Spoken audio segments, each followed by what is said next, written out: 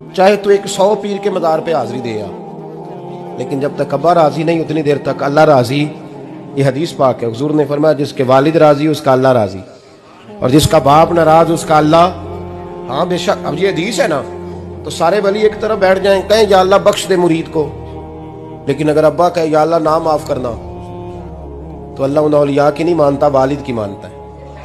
اس لیے بلے شاہ آسمانی اڈ دیاں پڑھنا ہے، جیڑا گھر بیٹھا انہوں پڑھیا ہی نہیں. بھائی یاد رکھو، ماں باپ سے پیار کرو، ان کی خدمت کرو، ان کے پاس بیٹھا کرو، اور ماں باپ کو ٹائم دیں، وقت دیں، چند گھڑیاں ان کے پاس بیٹھیں. آپ یقین کریں ابا جی سے آپ مشورہ کر لیں، صرف مشورہ، مرضی بے شک اپنی کریں، لیکن اس مشورے میں آپ کو اتنا سایہ ملے گا کہ زندگی میں کبھی ناکامی نہیں ہوگی.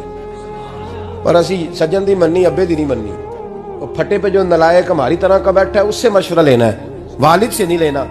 باپ کے پاس بیٹھیں، اس سے مشورہ لیں.